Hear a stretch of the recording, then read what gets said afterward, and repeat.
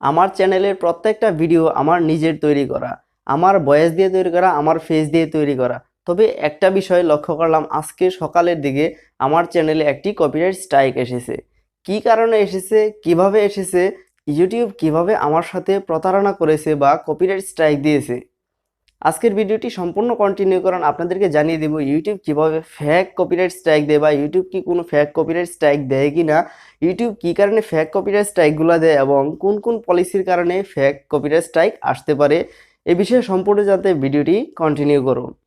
তো প্রথমেই বলি, যখন আমি ফোনটি সকালের দিকে হাতে নিয়েছিলাম তখন দেখলাম যে আমার ফোনে একটি মেইল এসেছে। আমি সময় স্বল্পতার কারণে আমি তখন মেইলটি চেক করতে পারিনি, তবে নোটিফিকেশন বারে একটু দেখেছিলাম যে আমার চ্যানেলে হয়তো কোনো একটি কপিরাইট স্ট্রাইক এসেছে, এরকম একটি মেল আমি দেখতে পেয়েছিলাম। সময় ব্যস্ততার কারণে আমি সম্পূর্ণ মেলটি দেখতে পারিনি।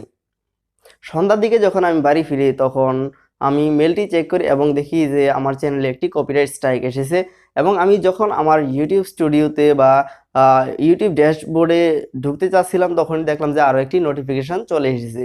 সেই নোটিফিকেশনগুলো যদি আপনাদেরকে আমি একটু দেখাই, আপনারা একটু স্ক্রিনে খেয়াল করলে দেখতে পারবেন যে আমার নোটিফিকেশন এইটি মূলত এসেছিল আমি যখন আমার ফোনটি দিয়ে যখন আমি ইউটিউব স্টুডিওতে বা ইউটিউব ড্যাশবোর্ডে আমি ঢুকতে চাচ্ছিলাম তখন এরকম একটা নোটিফিকেশন এসেছিল। তখন আমি পুরোপুরিভাবে বুঝতে পেরেছিলাম যে আমার ইউটিউব চ্যানেলে একটি কপিরাইট স্ট্রাইক এসেই গেছে। আমি আবারও বলি, আমার চ্যানেলের প্রত্যেকটা ভিডিও আমার নিজের তৈরি করা, আমার নিজের কন্টেন্ট এবং আমার নিজের ফেস ভ্যালু, আমার নিজের বয়স সব কিছু আমার নিজের, তবুও কেন আমাকে কপিরাইট স্ট্রাইক গুনতে হবে আজকাল। আসসালামু আলাইকুম ভিউয়ার্স, আমরা যারা নতুন অবস্থায় ইউটিউবিং করি, ইউটিউব কেন আমাকে কপিরাইট স্ট্রাইক দিয়েছে এই বিষয়টাও আমি আপনাদেরকে খোলামেলা বলবো, অবশ্যই পুরো ভিডিওটি কন্টিনিউ করবেন। আচ্ছা, যেহেতু আমার এখন কপিরাইট স্ট্রাইক চলে এসেছে, এখন আমার করণীয় কি, এখন আমাকে কি করতে হবে, এই বিষয়ে ইউটিউব আমাকে এই যে নোটিফিকেশনটা দেখতে পাচ্ছেন, এই নোটিফিকেশনের মাধ্যমে আমাকে কিছুটা সহযোগিতা করার চেষ্টা করেছে। এর মধ্যে আমি আপনাদেরকে কিছু পড়ে শোনাই। আমি যদি ইংরেজিতে না পড়ি, এখন আমি যদি বাংলাতে আপনাদেরকে এই বিষয়টা একটু খোলামেলা বোঝানোর চেষ্টা করি, আপনাদেরকে আমি প্রথমেই যদি বলি, আপনাকে কিছুই করতে হবে না। আপনাকে 90 দিনের জন্য কপিরাইট সাজা স্বরূপ, কপিরাইট স্কুল বা কপিরাইট জেল যাই বলেন, সেখানে আপনাকে 90 দিনের জন্য আপনাকে না মূলত আপনার যে ইউটিউব চ্যানেলটি রয়েছে সেই চ্যানেলটিকে পাঠানো হয়েছে এবং আপনার যে ভিডিওটি রয়েছে সেই ভিডিওটি এখান থেকে ডিলিট করে দেওয়া হয়েছে। এখান থেকে এমন শিক্ষা অর্জন করুন যেন ভবিষ্যতে কোনো প্রকার কপিরাইট স্ট্রাইকের আওতায় পড়তে না হয়। পরপর যদি কোনো কারণে 3টি স্ট্রাইক একত্রে আপনার চ্যানেলে চলে আসে তাহলে আপনার চ্যানেলটি ব্যান হয়ে যেতে পারে। সেকেন্ডলি, খেয়াল করলে দেখবেন যে রিকোয়েস্ট রিটেনশন মানে কি? মানে হচ্ছে যিনি আপনার চ্যানেলে কপিরাইট স্ট্রাইক দিয়েছেন তার কাছে অনুরোধ করা বা রিকোয়েস্ট পাঠানো যে আমার চ্যানেলটিকে আপনি কপিরাইট স্ট্রাইক থেকে মুক্ত করে দেন বা আমার চ্যানেলটা কপিরাইট স্ট্রাইক উঠিয়ে নেন, এরকম একটি রিকোয়েস্ট আপনি রিকোয়েস্ট রিটেনশনের মাধ্যমে পাঠাতে পারবেন। এখানে কিন্তু একটি সহযোগিতা করেছে ইউটিউব আমাকে, কিভাবে আমার ইউটিউব থেকে কপিরাইট স্ট্রাইক তুলবো, ইউটিউব চ্যানেল থেকে আমার কপিরাইট স্ট্রাইক তুলবো। শেষের দিকে একটু ভালো করে খেয়াল করলে দেখবেন সেখানে লেখা রয়েছে সাবমিট কাউন্টার নোটিফিকেশন।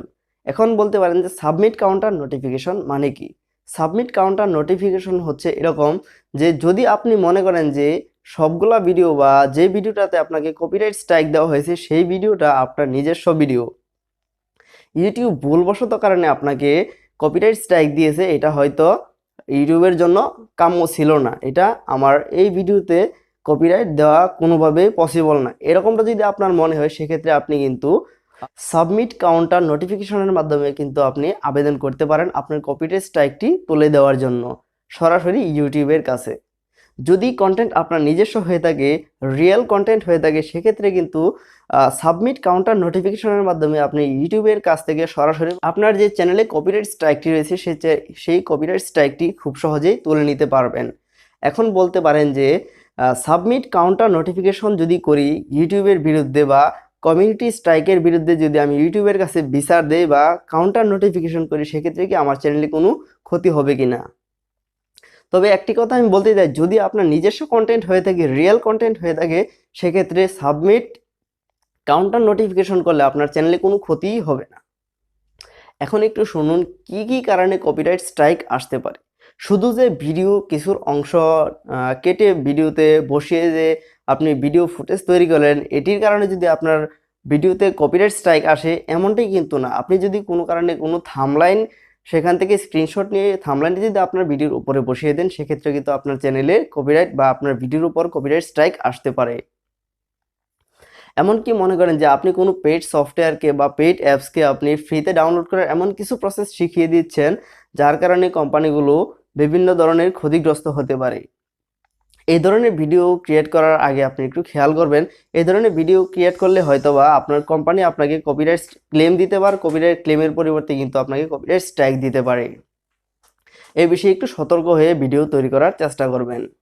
কেননা আমার যে ভিডিওটাতে কপিরাইট স্ট্রাইক এসেছিল সেই ভিডিওটা মূলত কাইনমাস্টার কিভাবে ওয়াটারমার্ক ছাড়া ডাউনলোড করা যায় এই বিষয়টা শেখানো হয়েছিল, বাট সেখানে কিন্তু কপিরাইট স্ট্রাইক চলে এসেছে। আসলে আমি একটি কথা বলতে চাই, নিজে নিজে কন্টেন্ট তৈরি করে যদি কপিরাইট স্ট্রাইক চলে আসে তাহলে মনের মধ্যে খুবই দুঃখ লাগে।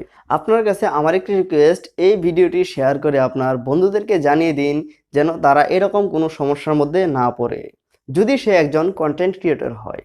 ইনশাল্লাহ সামনের ভিডিওতে আপনাদেরকে দেখাবো কিভাবে কপিরাইট স্ট্রাইক তুলতে হয়, কিভাবে কপিরাইট স্ট্রাইক রিমুভ করতে হয়।